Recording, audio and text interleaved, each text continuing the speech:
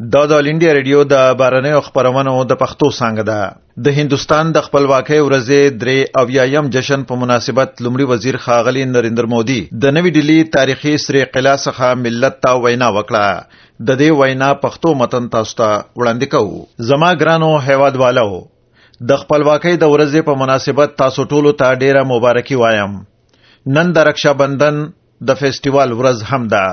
دا د هیواد پخوانی دود، درور او د خور ترمنځ مینه بیانوي. نو زه د رکشابندن د ورځې په مناسبت د هیواد ټولو خلکو او ورونو او خويندو ته خپل نیکی هیلې وړاندې کوم او هیله لرم چې دا فیسټیوال مینه او محبت خويندو او ورونو ته ورپه برخه کړي، د دې هیلې پوره کړي او د دوی ژوند د مینه ډک کړي. نن په داسې حال کې هیواد د خپلواکۍ جشن لمانځي چې د هیواد په ډیرو برخو کې خلک د ورښتونو او سیلابونو د رامنځته کېدو له کبله د ستونزو سره مخ دي. ډیرو خپل عزیزان له لاسه ورکړل او زه دوی ته خپله ژوره خواشیني څرګندوم. ایالتي حکومت، مرکزی دولت او نور سازمانونه لکه NDRF شپه ورځ کار کوي ترڅو وضعیت تر کنټرول لاندې راولي. نن ورځ چې مونږ دغه د خوښیو ډک د خپلواکۍ جشن لمانځو، نو په پار یې زه هغه کسانو ته چې په دې لاره کې یې خپل ژوند له لاسه ورکړی، په زندانونو کې یې وخت تیر کړی، په دار ځړول شوي، همداراز د ستیاګرۍ یا د حق مبارزې له لارې یې خلکو ته د عدم تشدد روحیه ورکړه، خپل درناوی وړاندې کوم. هیواد د مهاتما ګاندھی تر مشرۍ لاندې خپلواکي ترلاسه کړه. په همدې توګه د خپلواکي د ترلاسه کولو راهڅې بېشمیره خلکو د هیواد په سوله، ثبات او امنیت راوستلو کې مرسته کړې ده. همداراز زه نن هغه خلکو ته هم خپل درناوی وړاندې کوم چې د خپلواک هندوستان د سولې، ثبات، پرمختګ او د خلکو د هیلو په پوره کېدو کې یې مرسته کړې. د نوي حکومت د رامنځته کېدو وروسته زه یو ځل بیا ستاسو سره د فرصتونو په اړه خبرې کوم. که څه هم چې لا تر اوسه د نوي دولت د رامنځته کېدو 10 اونۍ هم نه کېږي، خو په همدې کمه موده کې په هره برخه کې او په هر لوري هڅې روانې دي او نوي حدود زیات شول. خلکو پر مونږ د خدمت کولو باور کړی دی ترڅو دوی وکولی شي چې خپل هیلو او تمو ته ورسیږي. مونږ په پوره باور سره ستاسو خدمت ته ځانګړي شوي یو او په دې لار کې به یوه لحظه هم له لاسه ورنکړو. د 380 ماده او د 15 لغوه کول په 10 اونیو کې د سردار ولبھ بھائی پټیل د هیلو پوره کولو لپاره یو مهم ګام دی. یوازې په 10 اونیو کې مونږ سترې پریکړې تر سره کړي، لکه د 3 ګوني طلاق په ضد قانون رامنځته کول ترڅو د خپل مسلمانو ښځو حقونه خوندي وساتو او د ترهګرۍ ضد قانون کې ستر بدلون راوستل چې دا مونږ لا ځواکمنوي او همداراز د هغو بزګرو بانکي حسابونو ته د 90,000 کروڑ روپیو لیږدول چې د PM کسان سمان ندی یوجنا ګټه اخیستونکي دي.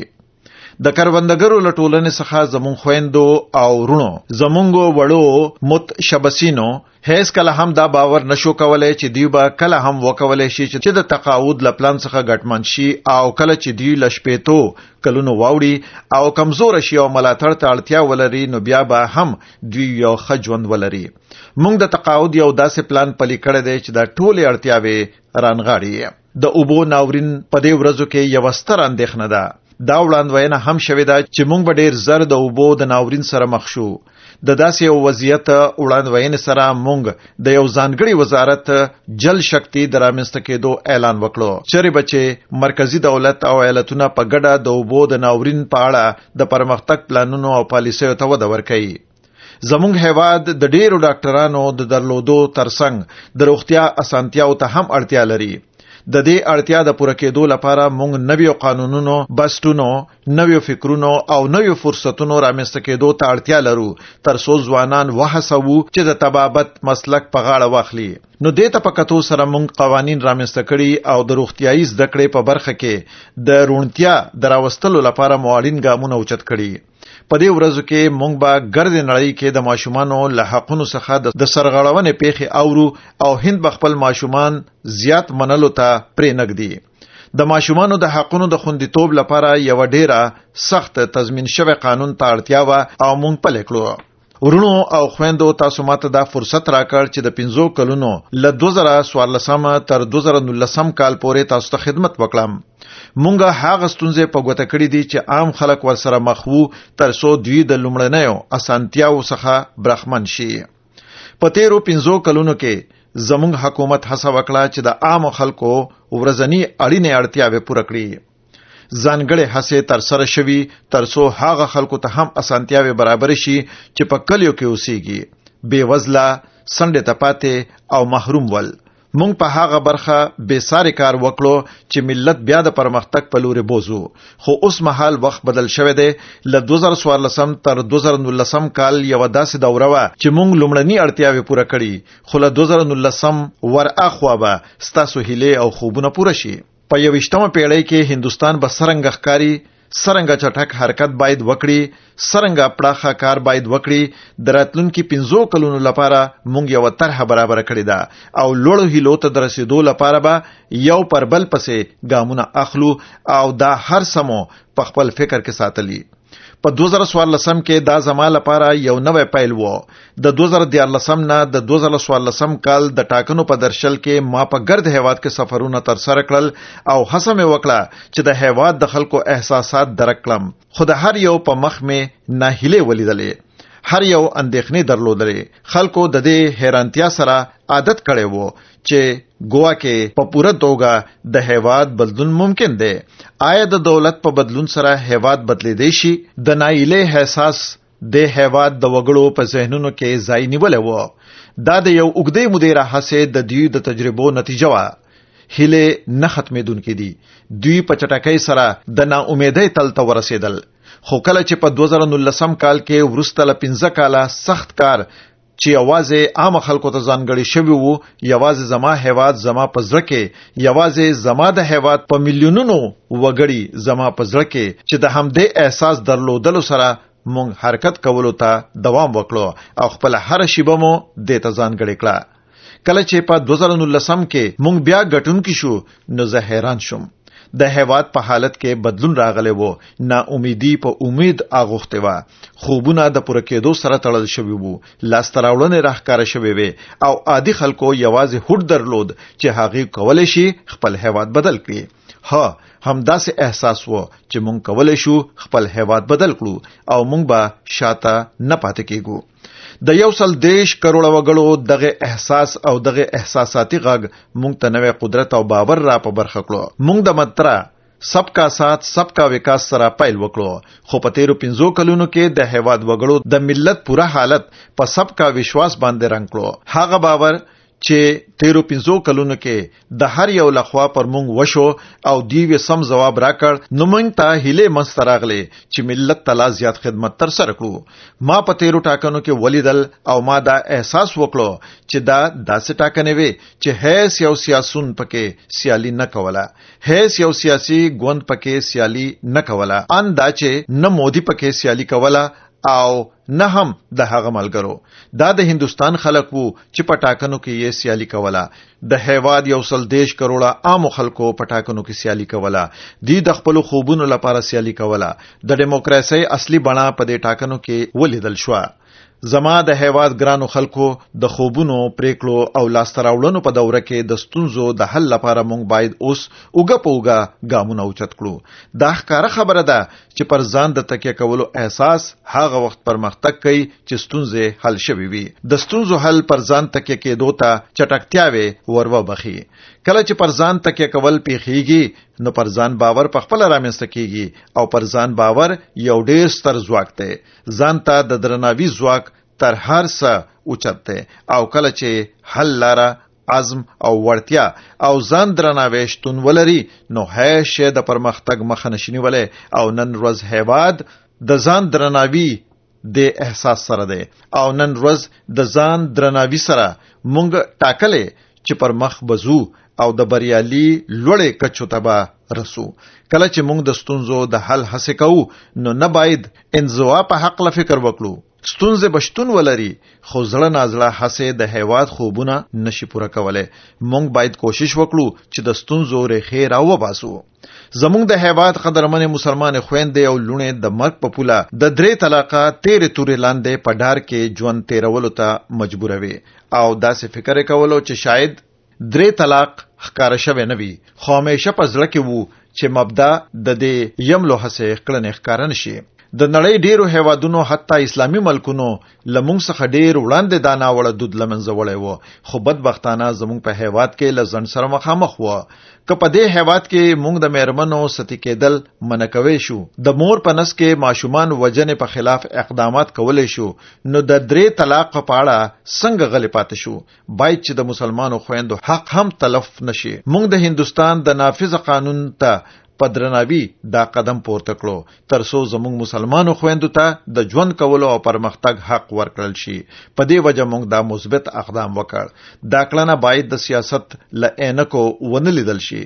بل مثال یې زموږ د حکومت له جوړېدو وروسته په 15 ورځو کې له جموں او کشمیر څخه 320 او 15 ماده لغوه کړي او کومې کړنې چې په 13 او 20 کلونو کې نوې شوې، نوې حکومت مثبت اقدام وکړ ترڅو د جموں او کشمیر او د لداخ د ولسونو هیلې پوره شي او ترسره شي، چې مثبته نتیجه هم ترسره شوه.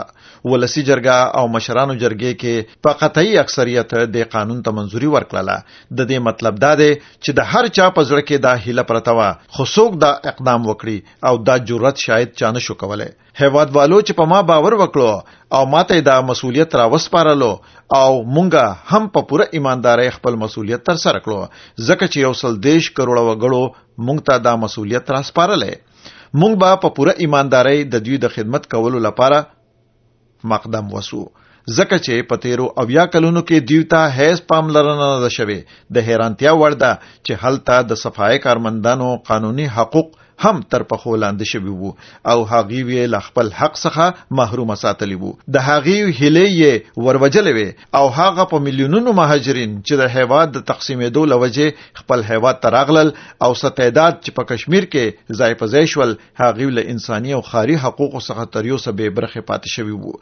زموږ د جموں او کشمیر او لداخ هیوادوالو ته چې ډېرې قبیلې پکې شتون لري، د هغوی حق هغوی ته وسپارل شي، ځکه چې موږ د ټولو ملتونو د سیاسي حقوقو ورکولو ته چې له ډېرې مودې ځنډونه ایجاد شوي دي، موږ د دوی په حق کې یو او هڅې باید وکړو ترڅو له خپل حق څخه بې برخې پاتې نشي. زما خپل حیث هم نه دی، دا د ملت باور دی چې زه خپل خادم ټاکلی یم. لدې پرته ډېر قومونه لکه ګوجر، بکروال، ګدي، سیپي او داسې نورو ته هم باید سیاسي حق ورکړل شي. دا ولسونه له 13 او 20 کلونو څخه له خپلو حقوقو څخه بې برخې پاتې شوي دي. په 13 او 20 کلونو کې حکومتونو هلې ځلې کړې وې، خو هیڅ نتیجه نه ده ورکړې، ځکه چې که هغوی غوښتې وې هر څه یې کولی شو، خو هیڅ یې نه دی کړي. له هغو خلکو څخه چې د دې مادو د لغوه کولو مخالفت کوي، نن هیواد ورڅخه دا پوښتنه کوي چې 320 ماده او 15 ماده که دومره موثره او ضروري وه او له همدې سره د دې خلکو تقدیر بدلېدی شو، جموں او کشمیر ته یې څه ګټه او پرمختګ ورکولی شو، نو په 80 کلونو کې چې اکثریت هم تاسو سره وو، ولې مو رسمي کوله نه؟ تاسو هم پوهیږئ چې هر څه شوي سم نو. حقیقت دا دی چې تاسو کې د دې سمون همت او اراده نه وه، یوازې سیاسي ګټې مو په پام کې نیولې وې. خو برعکس ماته زما هیواد مهم دی، نه سیاسي ګټه. نن ضرورت دی چې بیا په دې مسلې غور وکړو. زموږ اساسي قانون جوړونکو او د سردار ولبھ بھائی پټیل په څیر اتلانو د هیواد یووالي لپاره ډېرې هلې ځلې کړې دي، خو د همدې 320 او 15 مادو له وجې ځینې مشکلات سره مخامخ شول. خو نن چې زه له لال قلعه څخه هیواد ته مخاطب یم، زه دا په افتخار سره وایم چې د سردار ولبھ بھائی پټیل دا هیله به په حقیقت بدله شي. نن هر هندوستانی په افتخار سره ویلی شي چې یو هیواد او یو قانون. نن موږ د سردار صاحب دا ناره چې یو هندوستان د پرمختللي هندوستان خوب لیدلی وو په حقیقت بدلولو بوخت یو. دا ضروری ده چې موږ دا ډول پلانونه وړاندې کړو چې د هیواد یووالي ته قوت ور وبخي. د یووالي لپاره په قوي اراده رامنځته شوي وو. دا باید موقتی نه وي بلکې په متواتر ډول ادامه ولري. موږ د GST په وسیله د ون نیشن ون ټیکس یعنی یو ملت یو مالیه خوب هم په حقیقت بدل کړو. همدارس سموده وړاندې ون نیشن ون گریډ، یو ملت او د بریښنا یو ډول لګښت، او هم ون نیشن ون موبیلیټي کارت یعنی یو ملت او د سفر یو کارت، همدارس دا سلسله باید په دوامدار توګه روانه اوسي چې د یو هند لپاره نستړی کیدونکي هلې ځلې وکړو او باید چې په دې حقله مباحثه باید روانه وسی د دیموکراسي په فضا کې دا بحثونه باید دوام ولري. زما ګرانو هیوادوالو، دا هیواد د پرمختګ په لور روان دی او په نړۍ کې خپل ځان ثابتول غواړي. د دې لپاره باید چې موږ په هیواد کې د غریبۍ د لمنځه وړلو لپاره په خپل رویه کې باید بدلون راولو. دا باید د یو خوند په توګه ونه ګڼو، بلکې د هیواد د ځلانده راتلونکي په لور ګام د پورته کولو هلې ځلې وکړو. که په هر قیمت وي د غریبۍ د پنجو څخه خپل هیواد وژغورو. په تیرو 5 کلونو کې او شمیر بریالي هڅې تر سره شوي چې د غریبۍ کچه راکمه کړې شي. موږ ته پکار ده چې د پخوا په پرتله په چټکتیا سره بریاوې ترلاسه کړو. نادارو ته معمولی ملاتړ او درناوی ورکولو سره هم د هغې په حیثیت کې خواله راتلی شي او بېله دولتي مرستو کولی شي چې د غریبۍ له پنجو هغې راوباسي. موږ کولی شو چې د خپل صلاحیت له لارې غریبي ناکامه کړو. موږ د خپل نادارو ورونو مرسته کولی شو چې له مشکلو وضعیتونو څخه وژغورو. موږ ته پکار ده چې د هغه بې کچه صلاحیت ته سر ټیټ کړو، کړاوونو څخه وساتو او د هغه روزنیزې ننګونې په لمنځه وړلو کې مرسته وکړو. ولې د ناداره خلک تشنابونه ونه لري؟ ولې له برېښنا څخه دی بې برخې وي؟ ولې د اوسېدو لپاره کور ونه لري؟ ولې د اوبو څښاک اوبه ونه لري او د بانک خاته ونه لري؟ باید چې هغې د زمیندارو په لاس پرې نه وځي چې په مجبورۍ خپله ځمکه ګاڼه کړي. راځئ چې د نادارو درناوی، باور او عزت ته ظرفیت د برابرولو هڅه وکړو. رونو او خويندو، ل خپلواکۍ راهسه سله پاسه 20 کلونه تیر شوي. ټول حکومتونه تر خپل وسه ډیر کارونه کړي. هر حکومت خواکه د هر ګوند وي، مرکزی وي یا ایالتي، تر خپل وسه خې هڅې کړي دي. مګر بیا هم دا یو تریخ حقیقت دی چې په هند کې شاوخوا نیمایي کورونه د سکلو اوبو څخه بې برخې دي. خلک د څښاک اوبو د ترلاسه کولو لپاره په مبارزه کې بوخت دي. خویندې او میندې مجبوره دي چې 2-3 یا 15 کیلومترو پورې په خپلو سرونو د اوبو ډک منګي یوسي. د هغې د ژوند زیات وختونه د اوبو راوړلو لپاره تیریږي. همدا وجه ده چې حکومت پریکړه کړې ده چې هر کور ته د اوبو رسولو کار تر سره شي. څنګه هر یو کور د څښاک اوبه ترلاسه کړي؟ نن زه له لال قلعه څخه دا اعلان کوم چې په نږدې راتلونکي کې به موږ د جل جیون په نامه یو میشن مخ په وړاندې بوزو. مرکزی او ایالتي حکومتونه به په ګډه سره د دې میشن د بریا لپاره کار وکړي. په راتلونکي کلونو کې موږ د دې میشن لپاره سلپاسه 3.15 کروڑ روپۍ د مصرفولو هوډ کړي. باید چې د اوبو خوندي ساتلو، اوبه خورو او د باراني اوبو د زیرمه کولو، سمندري اوبه او ناولي اوبو د پاکولو او د کروندې لپاره په کومو اوبو زیات فصل د کرلو په پلان کار وکړي شي. باید چې د اوبو د خوندي ساتلو مبارزه وکارول شي او عامو خلکو ترمنځ د اوبو په حقله بیداری رامنځته کړي شي. نور خو نور باید چې ماشومانو ته هم د هغې د ښوونځي د نصاب له لارې د اوبو د خوندي ساتلو زده کړې ورکړل شي.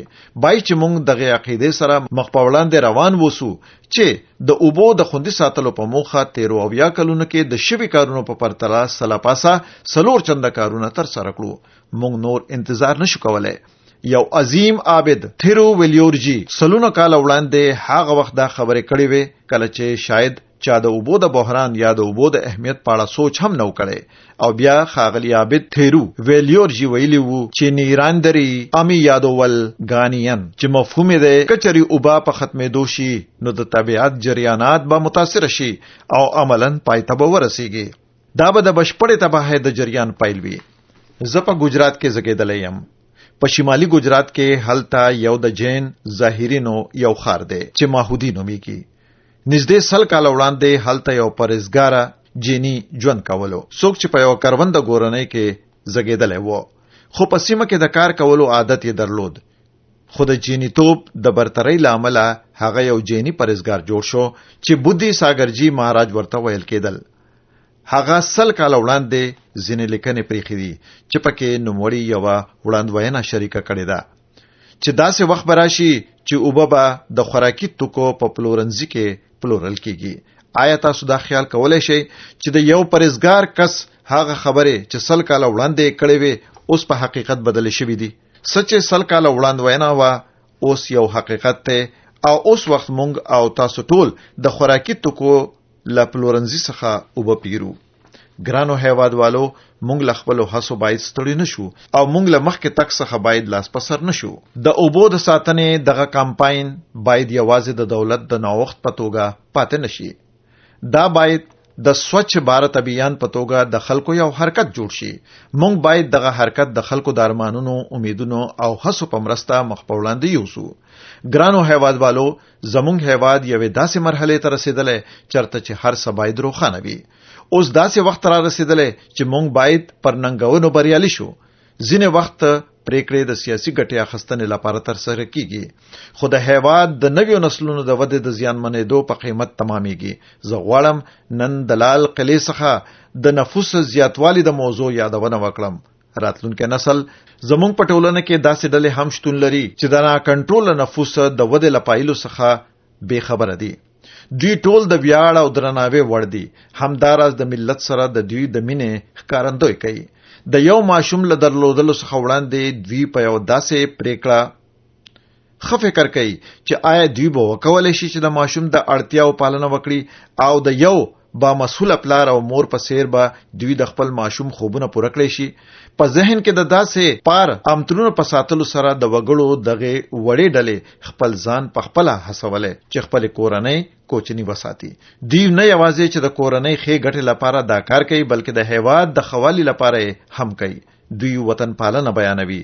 زه د خپلې ټولنې له ټولو خلکو غواړم چې خپل ژوند له نږدې وساري او وده وګوري چې دوی د خپل کورنۍ په کوچني ساتلو کې د کورنۍ لپاره ستر سره کړي. دا په دې پوراړه لري چې یوې کورنۍ په یو یا دوه نسلونو کې څرنګه مخ پر وړاندې تګ کړي. ماشومان یې څنګه زده کړې تر سره کړي، کورنۍ یې څرنګه له ناروغي څخه لري ساتلې، د کورنۍ څرنګه اړتیاوې پوره کړي. مونږ باید له دې زده کړه ترلاسه کړو. وړاندې لدی چې یو ماشوم زمون کورنۍ ته راشي، مونږ باید په دې فکر وکړو چې آیا زه دیتا چمتو یم چې د ماشوم لومړنۍ اړتیاوې پوره کړم او یا به زه هغه په ټولنه پوره تړلې پرېږدم. آیا زه به هغه بې ارزښته وبولم؟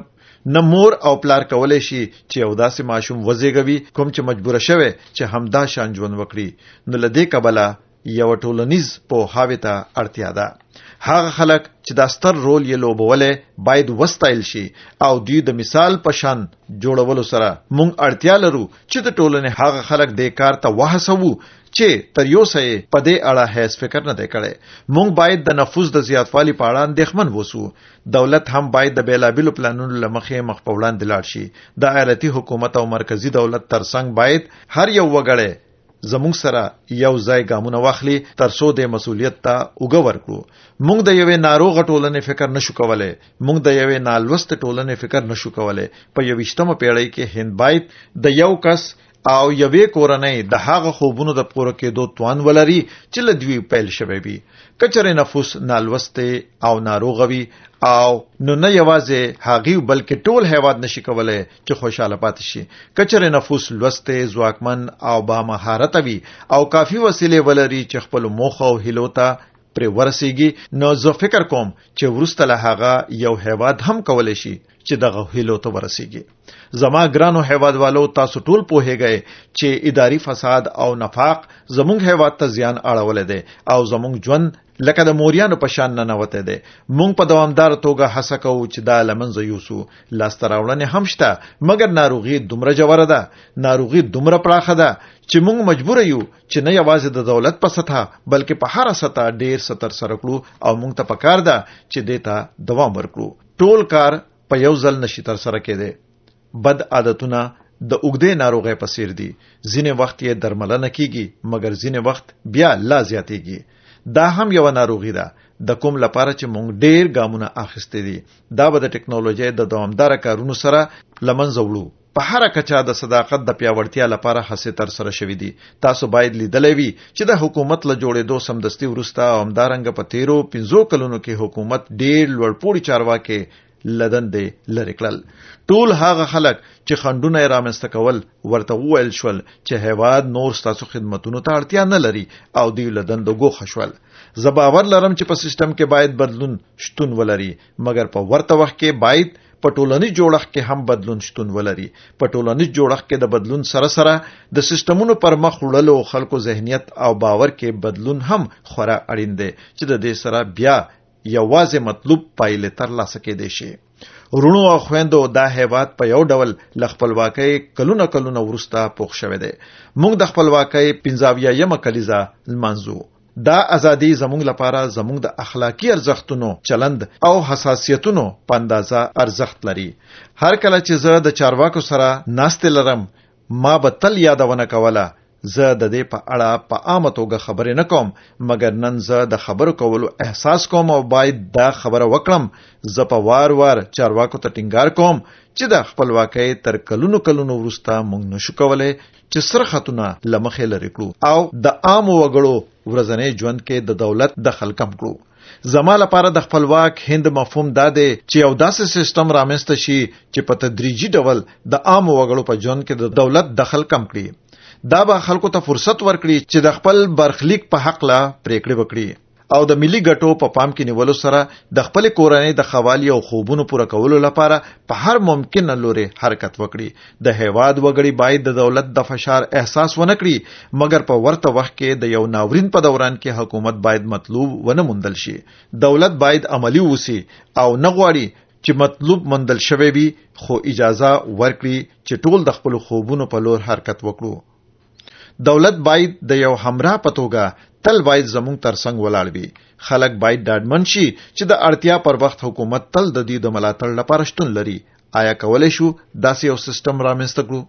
موږ ډیر غیر ضروري قوانین او قواعد لري کړل، کوم ته چې نور اړتیا نه و.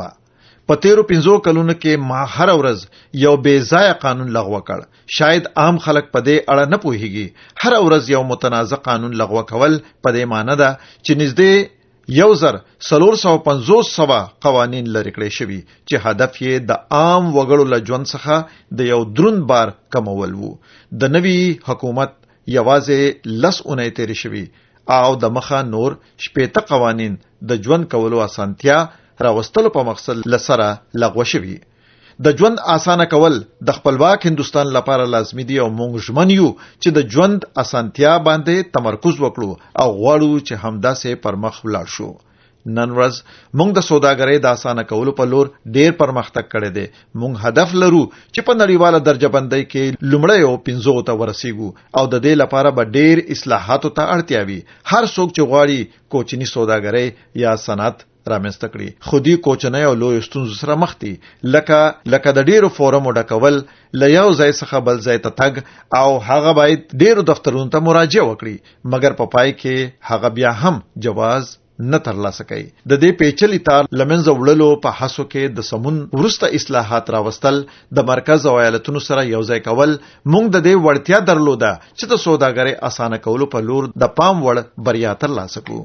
په ټوله نړۍ کې دا واقعیت د ودې په جال کې دی چې دومره لوی هیواد لکه هندستان د ودې په لور یو هیواد دی چې وکولای شي لوی خوبونه وویني او هغه ته ځان ورسوي.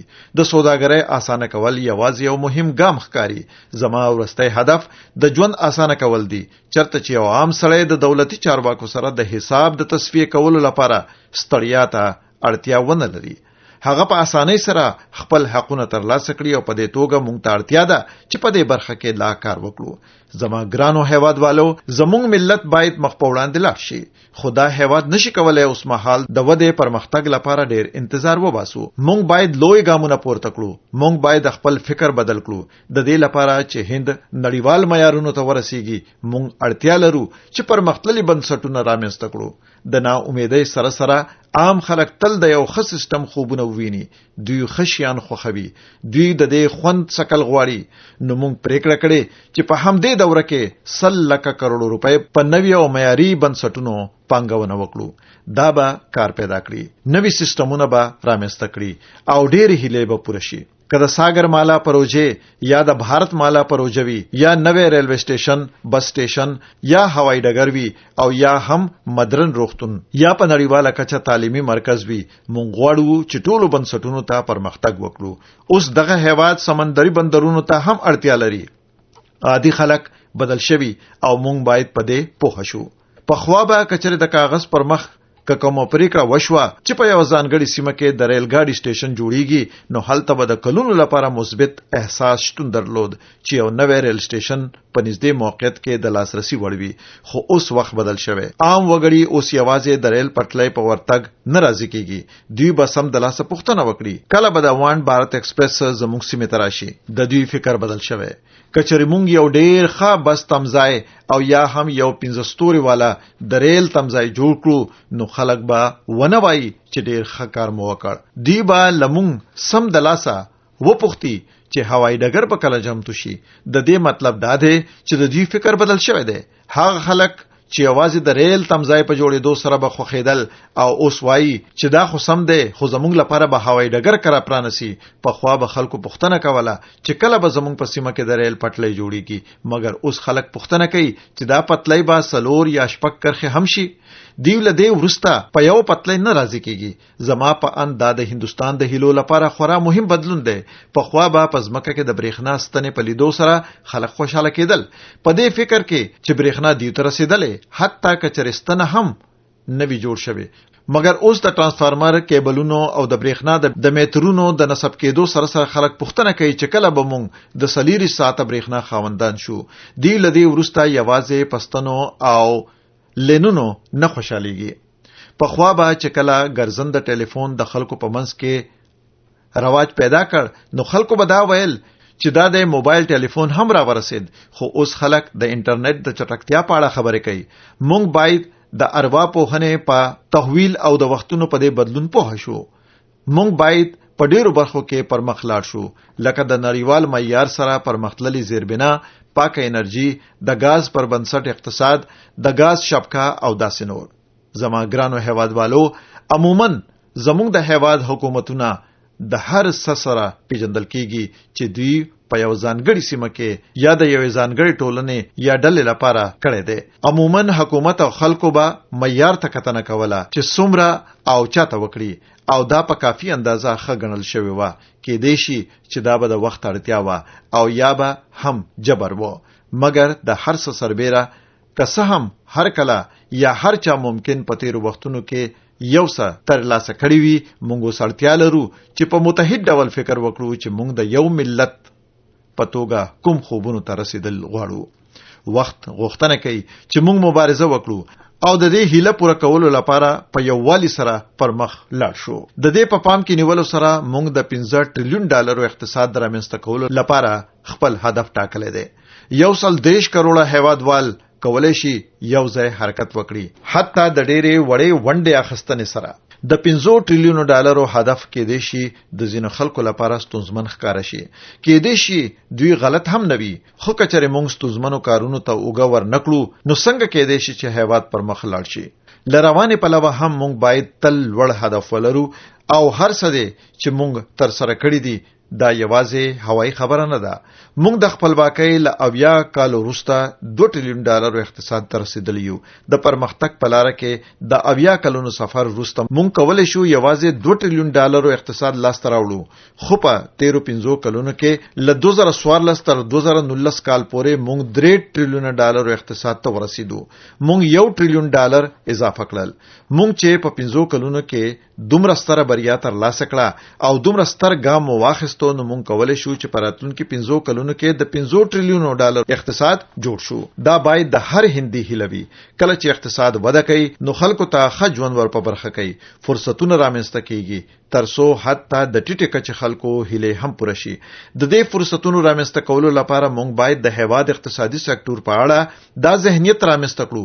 کله چې موږ هیله لرو چې د بزګرو عاید 2 برابر کړو، کله چې موږ هیله لرو چې د خپلواکۍ د اخیستو 15 کلونو وروسته تر ټولو بې وزله کورنۍ هم خپل کور ولري، کله چې موږ هیله لرو چې د خپلواکۍ د 15 کلونو په پوره کېدو سره باید هر کورنۍ برېښنا ولري، کله چې موږ هیله لرو چې د خپلواکۍ د 15 کلونو په پوره کېدو سره د هند هر کله نوري فایبر شبکه، پلاخه نخلونه او لری واټن څخه زده کړو ته لاسرسي ولري، نو دا ورسته لدینه باید یوازې هیله ښکاره شي.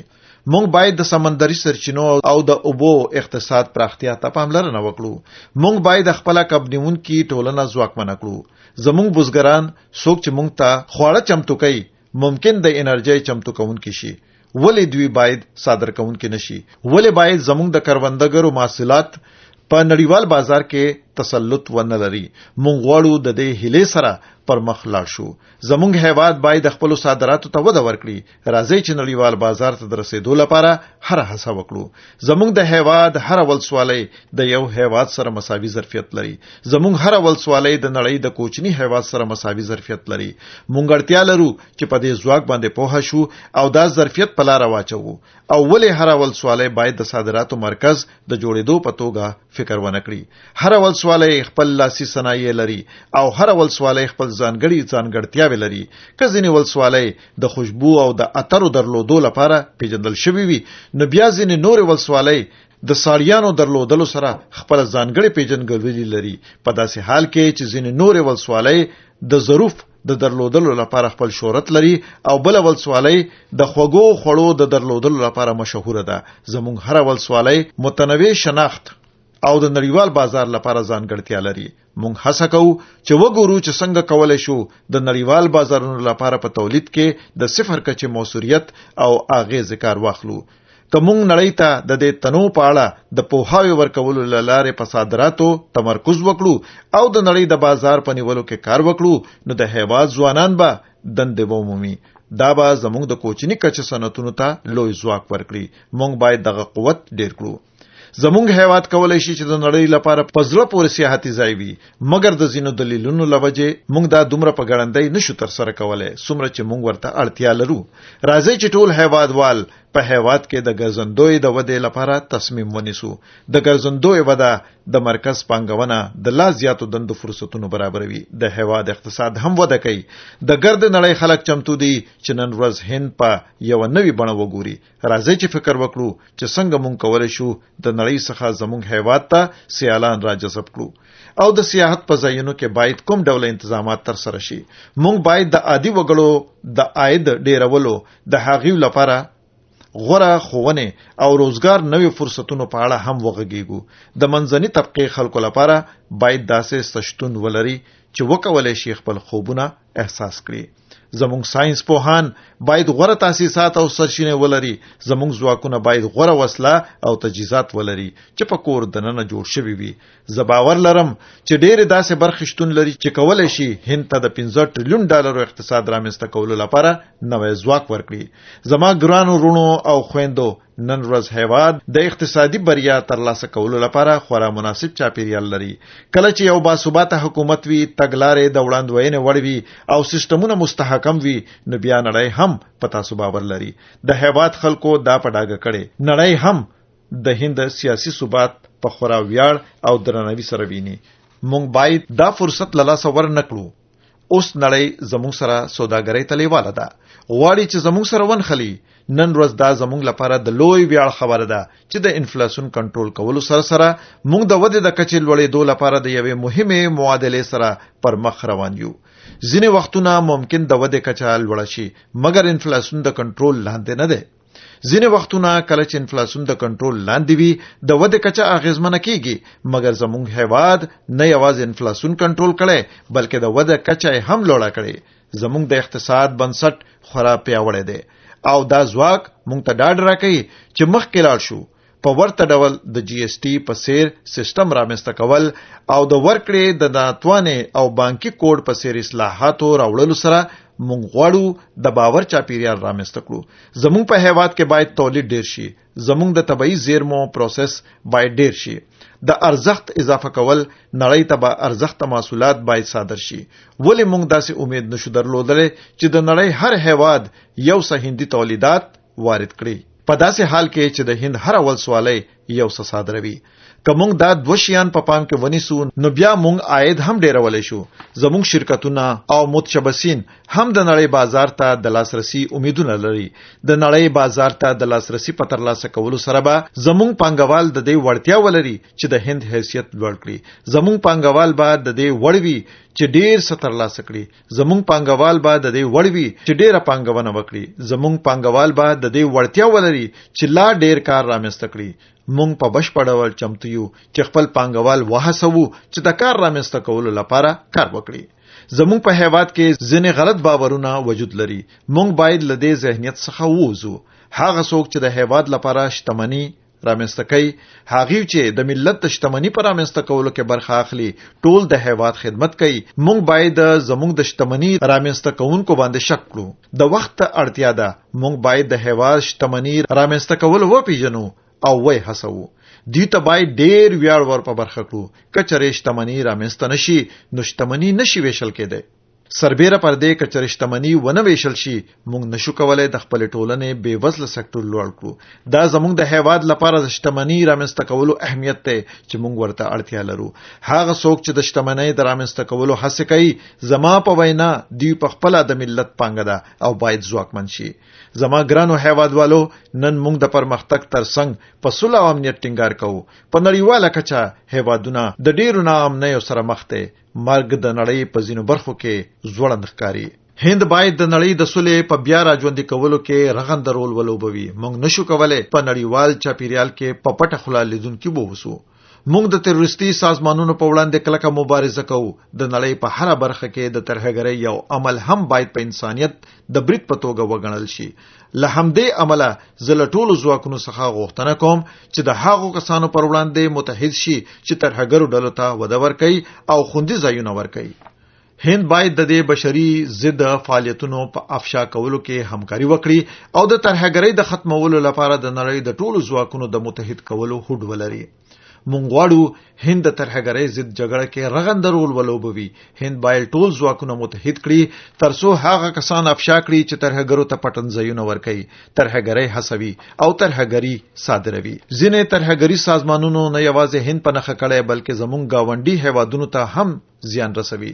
بنگلاديش او افغانستان هم د تروریستي فعالیتونو سره په لاس او ګریوان دي. په سریلانکا کې لبد مرغه بے ګناه خلک په کلیسا کې دننه په ډزو ووجل شول. دا زړه بوګنونکې پیښه وه. له همدې عمله موږ ټول باید متحد او په فعاله توګه عمل وکړو ترڅو د قاره ته امنیت، صلح او ټیکاو راوړو. زموږ ملګری گاونډي افغانستان هم 4 ورځې وروسته د خپل خپلواکۍ سلامه کلیزه لمانځي. زه غواړم چې د دې نیک مرغۍ په پار دوی ته د زړه له کومه مبارکي ووایم. دا زموږ روښانه تګلاره ده چې هغه څوک چې ویره او تاوتریخوالی خپروي باید ځمکې ته راکاږل شي.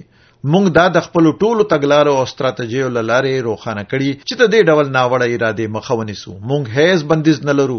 زموږ پوز د سرحدي امنیت ځواکونو او امنیتي ادارو د ستاینې وړ دنده ترسره کړې. دوی تل په خپلو یونیفورمونو کې لوړ ولاړ وي. له ټولو کړاوونو څخه مو ساتي. دوی زموږ د روښانه راتلونکي ډاډ ترلاسه کولو لپاره خپل ژوند له لاسه ورکړی. زه دوی ته سلام کوم او زه دوی ته زما درناوی وړاندې کوم. دا مهمه ده چې موږ د سمونونو په لور وخت پر وخت ګامونه واخلو. تاسو باید لیدلې وي چې له اوږدې مودې راهیسې په نظامي زیربناو، وسلوالو ځواکونو او پوځي سرچینو کې د اصلاحاتو راوستلو لپاره خبرې روانې دي. پخوانیو حکومتونو هم ورته خبرې کړې وي. ډېر کمیسیونونه جوړ شوي او ټولو کمیسیونونو ورته راپورونه پرګوته کړي دي. دلته خورا سخت توپیر شتون لري، مګر دا په مکرر ډول ویل شوي. په حقیقت کې زموږ د سمندري ځواکونو، اردو او هوایي ځواکونو ترمنځ همغږي شتون لري. موږ د خپل وسلوالو ځواکونو په ترتیب ویاړو. هر هندی کولی شي چې په هندي پوځونو ویاړ وکړي. دوی په خپل لار کې د مدرن کېدو لپاره هم هڅه کوي. مګر نن ورځ نړۍ بدلیږي. د جګړې ډګر بدلیږي. د جګړې تابعیت بدلیږي. دا به د ټکنالوژي پر مخ وړل کیږي. په داسې حالاتو کې هندستان هم باید ټوټې ټوټې نه وي. زموږ ټول نظامی ځواک باید په یووالي کار وکړي او پر مخ لاړ شي. په اسانۍ سره حرکت نشي کېدی. کچره د سمندري ځواک، پوځ، هوایي ځواک څخه څوک د نورو 2 ګامونو څخه یو ګام مخکې وي، په داسې حال کې چې نور 2 وروسته پاتې وي. ټول 3 واړه باید په یو ځل بیا په ورته صورت حرکت وکړي. دلته باید ښه همغږي شتون لري او دا باید زموږ د خلکو هیلو او ارمانونو سره مطابقت ولري. دا باید په نړۍ کې د بدل شوي جنگ او امنیت چاپیریال سره مطابقت ولري. او نن زه غواړم د لال قلعې څخه یو مهم پریکړه اعلان کړم. د دې موضوع کارپوهان له ډېر مودې راهیسې دا غوښتنه کوي. نن ورځ موږ پریکړه کړې چې موږ به اوس د کارمندانو لوی رئیس ولرو. د دې پوسټ تر رامنځته کېدو وروسته به ټول 3 ځواکونه په لوړه کچه موثره رهبریت ترلاسه کړي. د سیستم زموږ امید او په نړۍ کې د هندستان ستراتیژیک صورت اصلاح کولو لپاره خورا مهم دنده ده. زما ګرانو هیوادوالو، مونږ بختور یو چې مونږ په یو داسې دوره کې زیږیدلی یو. مونږ په داسې دوره کې ژوند کوو کله چې مونږ د یو څه کولو وړتیا لرو. ځینې وختونه دا زما ذهن ته راځي چې کله به مونږ د ازادۍ لپاره مبارزه کوله. لویو شخصیتونو لکه بھگت سنگھ، سکھدیو، راجګورو د خپل قربانیو لپاره سیالي کوله. د مهاتما ګاندھی تر مشرۍ لاندې د ازادي جنگیالیو دروازه په دروازه ګرځیدل ترڅو د خپلواکۍ د خوبونو احساس کولو لپاره هیواد راویښ کړي. مونږ هغه وخت نو زګیدلی. مونږ د هیواد لپاره د قربانۍ چانس ترلاسه نه کړ، مګر مونږ اوس د هیواد لپاره د ژوند کولو چانس ترلاسه کړي او دا یو امتیاز دی چې دا دوره داسې ده. سږ کال زموږ لپاره خورا مهم دی. دا د مهاتما ګاندھی د زیږون 150مه کلیزه ده. مونږ د ورته فرصت په درلودلو سره ښه احساس لرو. زموږ د خپلواکۍ 15 کلونه او د هغه چا یادونه چې د هیواد لپاره قرباني ورکړي مونږ یو څه حسوي. مونږ باید په دې فرصت پانګه وکړو. مونږ د هیواد 130 کروڑه هیوادوال باید د مهاتما ګاندھی د هیواد د ازادۍ جنگیالیو خوبونو ته رسیدو لپاره نور هم حرکت وکړو. مونږ باید 15 کلنې خپلواکۍ او د ګاندھیجي د 150 کلونو فیسټیوال رامنځته کړو. دا زموږ د هڅونې لپاره ډیر ښه فرصت دی. ما د دې لال قلعې څخه په 2014 کې د سوچتا یا د پاکوالي په اړه خبرې کړې وې. زه ډاډه یم چې د 2019 کال پر اتلو 100 اونیو کې به هند پخپله لاس پکار شي. ایالتونه، کلی، خاروالۍ، رسنۍ، هر څوک به د ODF په اړه ډلهیز حرکت پیل کړي. حکومت هیڅ چره هم نه لیدل کېده. خلکو په ډلهیز حرکت کې برخه اخیسته او پایلې څرګندې دي. زما ګرانو هیوادوالو، زه غواړم تاسو ته یو کوچنی غوښتنه وسپارم. د همدې اکتوبر په 2 آیا مونږ کولای شو چې هند د واحد استعمال پلاستیک څخه خلاص کړو؟ راځئ چې شاوخوا حرکت وکړو، ټیمونه جوړ کړو او لکور، ښوونځي، کالج څخه بهر ووځو. د درناوي وړ مهاتما ګاندھی په یاد ساتلو سره مونږ باید د کورونو، سړکونو، چوکیو او نالیو څخه د واحد استعمال پلاستیک راټولولو لپاره لکور څخه بهر حرکت وکړو. ښاروالي کارپوریشنونه، ګرام پنچایت باید د واحد استعمال پلاستیک راټولولو لپاره چمتووالی ونیسي. آیا مونږ کولی شو د اکتوبر په 2 نیټه هند د واحد استعمال پلاستیک څخه پاک کولو په لور لومړی ګام پورته کړو؟ راځئ زما هیوادوالو، راځئ چې دا مخ په وړاندې بوزو. زبا د پیل کونکو ارګانونو، تخنیکرانو او متشبثینو څخه غوښتنه وکړم چې وګورئ مونږ د پلاستیک ریسایکل کولو لپاره څه کولی شو. پلاستیک د لوی لارو په جوړولو کې کارول کیږي. ډېر کړنې ورته شتون لري، مګر د داسې ستونزو څخه د خلاصون لپاره مونږ باید ډلهیز حرکت پیل کړو او په ورته وخت کې مونږ باید د بدیل سیستمونو په اړه فکر وکړو. زه به ستاسو ټولو دکاندارانو څخه غوښتنه وکړم چې ستاسو په هټۍ کې د خبرتیا بورډونو سره یو ځای مهرباني وکړئ. یو بل وړاندیز هم وکړئ چې پیرودونکو ته پلاستیکي کڅوړې ونه کاروي. دوی باید د دې په ځای خپل د جامو کڅوړې راوړي یا د توکو لیږدولو لپاره د جامو کڅوړه واخلي. راځئ چې یو چاپیریال رامنځته کړو کوم چې موږ عموماً په دیوالي کې خلکو ته ډالۍ کوو. ولې دا ډالۍ سږ کال او هر ځل د جامو په کڅوړه کې نه بسته کوي؟ که خلک د جامو کڅوړو سره بازار ته ځي، دا به تاسو د شرکت لپاره هم اعلان وي. که تاسو لارښود یا جنتري ورکړئ نو هیڅ به واقع نشي، مګر که تاسو کڅوړه ورکړئ دا به تاسو د اعلاناتو یو برخه وي. دا باید د جوټ یا د سڼو کڅوړه وي یا به د کروندګرو سره مرسته وکړي. د ټوکر کڅوړه به د کروندګرو سره مرسته وکړي. دا ټول کوچني شیان دي. دا به د بیوزلو کونډو سره مرسته وکړي چې ګنډي یې. زمونږ کوچني ګامونه کولای شي د عادي خلکو ژوند بدل کړي او مونږ باید د دې په لور حرکت وکړو.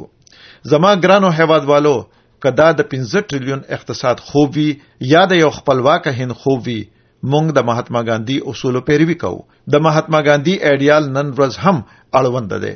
نو مونږ باید خپل د میک ان انډیا ماموریت په لار واچو. آیا د هندي محصولاتو تولید نه باید زموږ لومړیتوب وي؟ راځئ چې پریکړه وکړو هر څه چې زموږ په هیواد کې تولید او شتون لري باید زموږ لومړیتوب وي. مونږ باید د سبا ورځې نیکمرغۍ لپاره په ځایي محصولاتو فشار راوړو. مونږ باید د روښانه راتلونکي لپاره ځایي خلکو ته لاړ شو. هر څه چې په کلی کې تولیدېږي باید لومړیتوب ورکړل شي.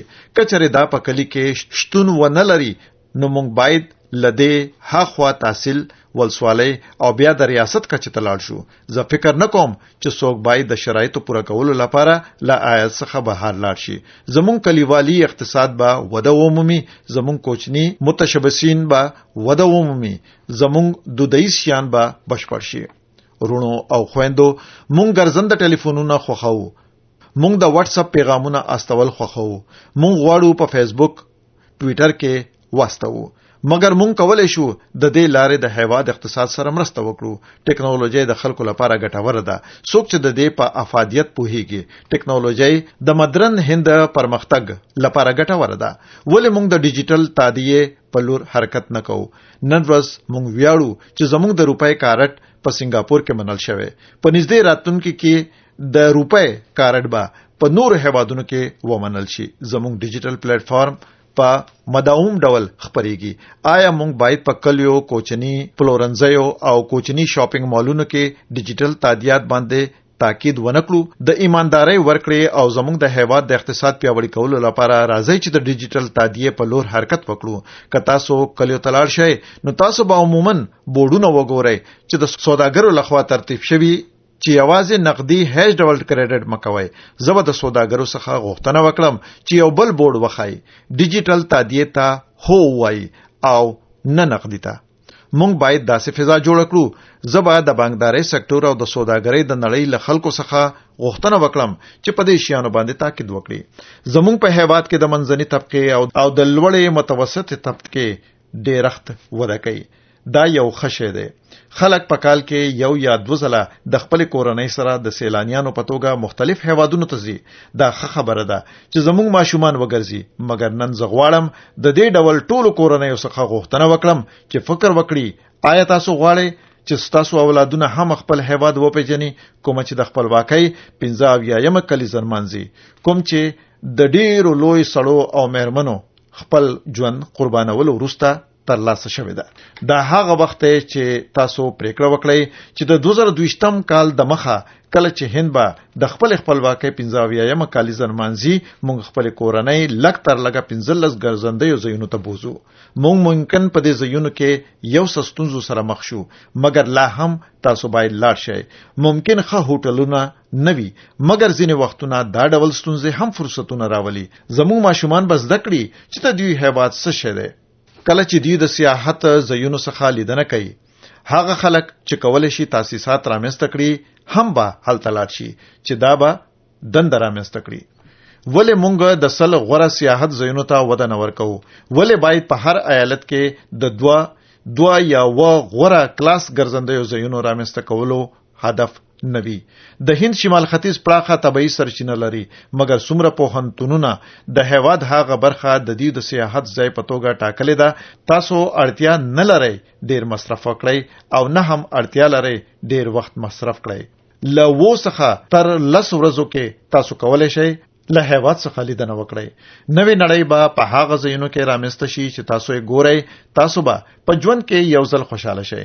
کله چې مونږ هندیان د شمال ختیځ سیاحتي ځایونو څخه لیدنه وکړو، بارانیان به هم ورته راتګ پیل کړي.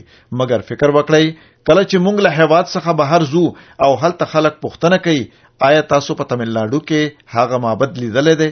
او مونږ نه وایو، بیا به دا څنګه احساس وي؟ دوی به حیران شي او وبوي چې دوی بهرانيان دي، د معبد ته تللي، مګر تاسو هندي یاست، تر دې دمه مو نه دی لیدلی. نو مخکې له دې چې مونږ بهر ته لاړ شو، مونږ باید خپل هیواد ښه وپیژنو. اوس زه غواړم د خپلو کروندګرو وروڼو څخه یو څه وغواړم. د کروندګرو لپاره زما د کروندګرو هیوادوالو لپاره دا هیواد د دوی مورنی هیواد دی. لکه څنګه چې مونږ د هند ماتا کی جې غږ کوو، زمونږ زړونه د نوي انرژۍ څخه ډکیږي. د وندې ماترم کلمه زمونږ زړونه د هیواد لپاره قرباني کولو ته هڅوي. اوږد تاریخ مونږ ته راښایي. مګر آیا مونږ کله هم د خپل مورنۍ روغتیا په اړه فکر کولو ته پام کړی دی؟ په کومه طریقه چې مونږ کیمیایي سرې او آفت وژونکي استعمالوو، دا د هغې خاورې روغتیا ته زیان رسوي. د بزګر په توګه، د دې خاورې د ماشوم په توګه، زه حق نه لرم چې هغې روغتیا ته زیان ورسوم. زه حق نه لرم چې خپل مورنۍ خاوره غمجن کړم، او هم زه حق نه لرم چې هغه ناروغه کړم. مونږ به د خپلواکۍ 75 کلونه ډیر زر پوره کړو.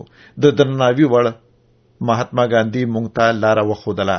آیا مونږ باید په خپلو ځمکو کې د کیمیایي سرې کارول 10 سلنه یا 20 سلنه یا 25 سلنه کم نکړو او که امکان ولري نو مونږ باید د مکتی کر ابھیان یا کمپاین پیل نکړو. دا به ملت ته لوی خدمت وي. دا به زمونږ د مورنۍ ځمکې په خوندي کولو کې لوی ګام وي. زمونږ د ځمکې د ژغورنې په لاره کې ستاسو هڅه به د هغو کسانو برکت هم ترلاسه کړي چې د خپلې خاورې لپاره د ازادۍ ترلاسه کولو لپاره خوب پوره کولو لپاره د وندې ماترم په ویلو سره خپل ژوند وقف کړو. له همدې امله زه له تاسو غوښتنه کوم چې زه بشپړ ډاډه یم چې زما هیوادوال به حتما د دې لاسته راوړلو وړ وي. زما کروندګر به زما دا غوښتنه پوره کړي ځکه چې زه په دوی پوره باور لرم. زما ګرانو رونو او خويندو، زموږ د هیواد مسلکي کسان د نړۍ په کچه یو مخکښ مقام دی. د دوی وړتیا خورا ښه پیژندل شوې. خلک دوی ته درناوی لري. که فضا وي که ټیکنالوژي ځای وي مونږ نوی مقام ترلاسه کړی. دا زموږ د خوښې خبره ده چې زموږ چندرایان د سپوږمۍ هغه برخې ته په چټکۍ سره حرکت کوي چرته چې هیڅ څوک رسیدلی نه دي. دا زموږ د ساينس پوهانو وړتیا ده. په ورته ډول د سپورت په برخه کې زموږ شتون خورا لږ و. نن ورځ زما د هیواد ځوان زامن او لوریانې د 18 څخه تر 20 کلنۍ پورې عمر کې په مختلف سپورتونو په ډګر کې د هند لوړې مرتبه ته اوچت کړي. ګرانو هیوادوالو، مونږ باید خپل هیواد مخته یوسو. مونږ باید خپل هیواد بدل کړو. مونږ باید خپل هیواد نوي لوړو پوړونو ته ورسو او دا باید په ګډه تر سره کړو. حکومت او خلک باید دا په ګډه توګه ترلاسه کړي. زمونږ 130 کروڑه هیوادوال باید دا کار وکړي. د هیواد لومړي وزیر هم ستاسو په څیر د دې هیواد بچی دی او هغه هم د هیواد تابع دی. مونږ ټول باید د دې لپاره متحد کار وکړو. په راتلونکو ورځو کې به شاوخوا 1.15 لکه روغتیايي او روغتیايي پالنې مرکزونه په کلیوالو سیمو کې جوړ شي. د هر دریو لوک سبا حوزو لپاره د یو طبي کالج رامنځته کول به زموږ د ځوانانو د ډاکټرانو جوړېدو خوب پوره کړي. د 2 میلیونو څخه ډیر بېوزلو خلکو لپاره کورونه باید جوړ شي. مونږ باید په کلیوالو سیمو کې 15 کروڑه کورونو ته د څښاک پاکي اوبه ورسوو. نه له همدې امله ورونو او خويندو، مونږ هیوادوال باید په ګډه د دې خوبونو په نظر کې نیولو سره خپل هیواد په لار واچو او د خپلواکۍ 15 کلنۍ لپاره دا یو لویه انګیزه ده. 130 کروڑه هیوادوال خپل امیدونه او خوبونه لري، خپل ننګونې لري. هر خوب او هر ننګونه خپل اهمیت لري. داسې نه ده چې یو څه ډیر مهم او بل یې لږ مهم وي. ممکن دا زما لپاره ممکن نه وي چې د دې وینا په جریان کې په ټولو موضوعاتو خبرې وکړم. نو هر څه په اړه چې زنن ورځ خبرې کولای شم یا نشم کولای مهم دی. که مونږ مخ په وړاندې لاړ شو نو مونږ باید په یاد ولرو چې مونږ باید خپل هیواد مخ په وړاندې یوسو. د خپلواکۍ 15 کاله، د ګاندھی 150 کاله او د هندستان د اساسي قانون 80 کاله د بابا صاحب امبیډکر د خوب د حقیقت لپاره بشپړ شوی دی. مونږ سږ کال د بابا ګورو نانک دیو جی 55مه کلیزه نمانځو. راځي چې د بابا صاحب امبیډکر او ګورو نانک صاحب د تعلیماتو په تعقیب حرکت وکړو ځکه چې مونږ باید د ټولې نړۍ د تمې سره سم یو لاره ټولنه او غوره هیواد جوړ کړو. زما ګرانو هیوادوالو او خويندو، مونږ پوهیږو چې زموږ هدفونه د همالیه په څیر لوړ دي. زموږ خوبونه د بشمیره ستورو څخه حتی ډیر دي.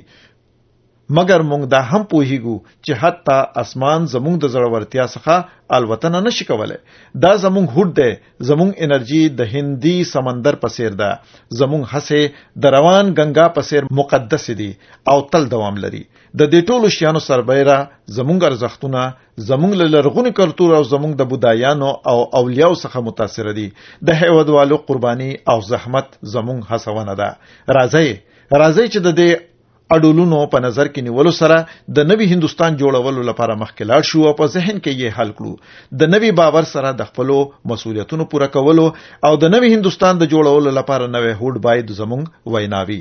راځي چې په ګډه د دې هیلې سره خپل هیواد پر مخ یوسو. زه یو ځل بیا هغه خپل درناوی وړاندې کوم چې د هیواد لپاره ژوند کوي، جنگيږي او د خپل هیواد لپاره سرور کوي. جय हिंद, जय हिंद. जय भारत माता की, भारत माता की जय, वंदे मातरम, वंदे मातरम. د ټولو ډیر زیاته مننه.